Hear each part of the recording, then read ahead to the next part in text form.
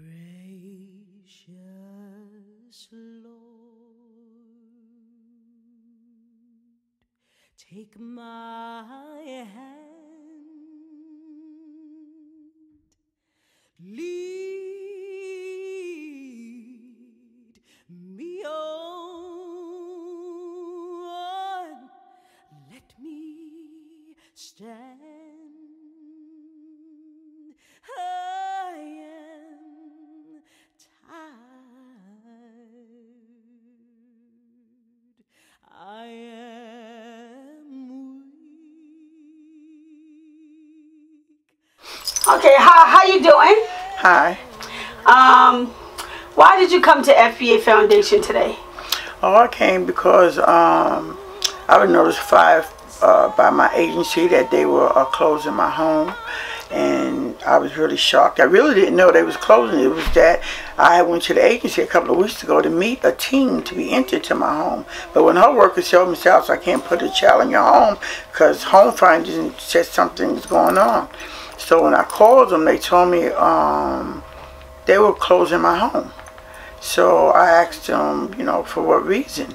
So, they told me they'll send me a letter, and I'll come in and I'll have a meeting and talk. But okay, so we did that. I went there, and I thought I was doing a good job talking to them, but they didn't want to look like listening to nothing I was saying. They was just determined. They looked at me and smiled and said, well, we have to close your home because I had an LGBTQ young man in my house, but they didn't tell me he was that when I took him into my home. So afterwards, I found that he was LGBTQ, and they said that I wasn't buying him the proper clothing that he wanted, which was girl clothes, female clothes, and that I was addressing him as he when I should have been saying she. Well, I didn't understand that because I said when he came into my house, he came into my house as a boy. And later on, he came out of the closet, sat in my living room one day, came upstairs with put a red wig on and some spandex and a shirt, and he sat on the couch, his legs crossed, and I looked at him and I said, oh my goodness. And he said, well, Miss Dallas, this is me, I'm comfortable. I said, wow. I said, I didn't know. He said, well, this is me. So he's been living like that ever since. So I called the worker to inform her that, this boy's LB gay. And she said, well, she knew. But I said, well, why, y'all didn't let me know. Because when I always ask, when they call me for a child, I always ask them, is he coming from another foster home or do you have any siblings? Because I want to know. I know they always like to keep kids together. So she said, well, he's coming from another foster home.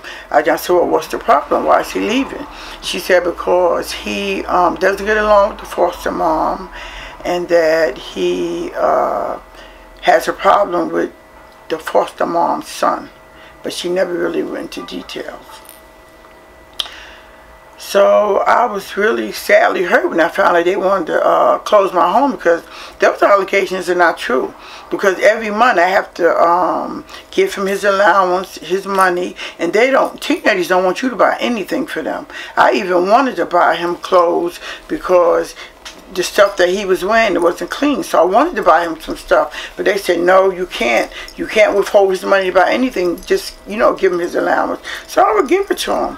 But I don't know where these allegations they're bringing up against me is coming from. I really don't. Let me ask you this. How long have you been a foster parent? Over 25 years. What borough do you live in? Manhattan. And what's the name of the agency? It merged with Heartshare, so now it's called Heartshare-St-Vincent Services for Children at 66 Baldwin Place in Brooklyn. And what is your first and last name? Jessie Dallas. Okay, so let me ask you this. Did you like the way that the agency treated you? No, I didn't. No, I didn't, because they really didn't give me no information on the child, and I didn't get no training for this type of child at all. So they placed a child in your home that was LGBT, but you never received any type of training from the agency. And they never told me he was. They never told me he was like that until he got into my home, got comfortable, and began to open up. Because of the agency not letting you know about this child being LGBT, did you have any other incidences in your home? Oh, sure. Some of my children were uncomfortable. I have one daughter that don't live with me who has a 4-year-old son who knew this child, I don't want to call his name, and as a boy. And he was, 4 years old, but he knew him as a boy. And then one day he saw him with the red wig on. He asked him, "Why you got that thing on your head? Take it off." So my daughter got mad and she said, "Mom, you see, look at this here. My son is getting confused." She didn't like it. She tried to, she was going to say something to him. I said, "No, don't say nothing to him. Let me just address the agency and let them know what's going on." But after that, there's nothing else I could do but just try to make him comfortable and keep him safe. But it caused confusions in my home. It really did. Did you have any other issues in your home? Well, I had an issue with him, like keeping his room clean, because he used to dye his hair and leave hair dye and his weave that he colored hanging all in the bathroom and stuff like that. But I would just tell him to clean up with it, and then to clean up after himself. And then I had another issue where he wanted to approach my nephew.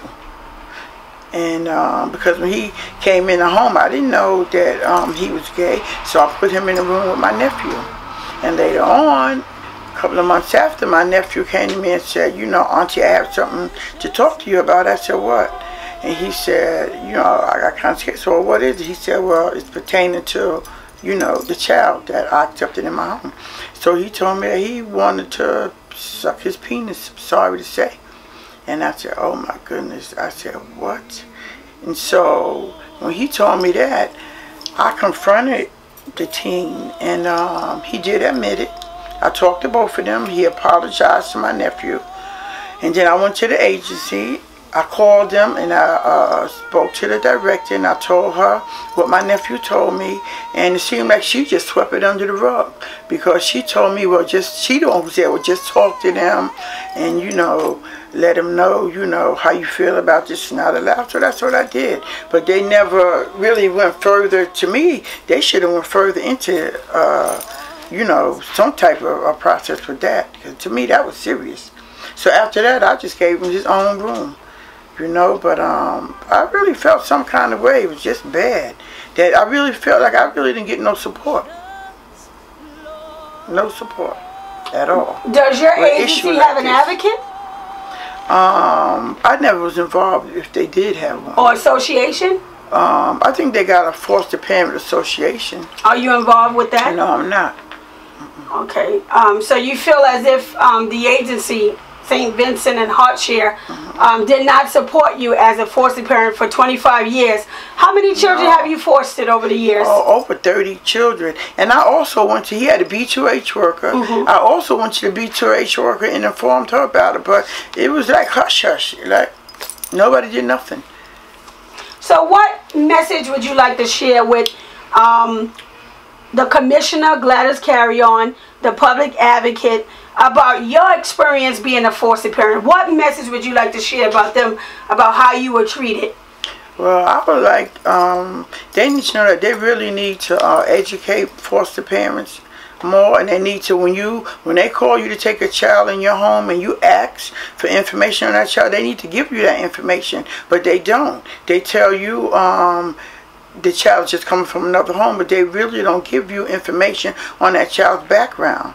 And that's not good, because you have other children in your home, and it can really cause problems.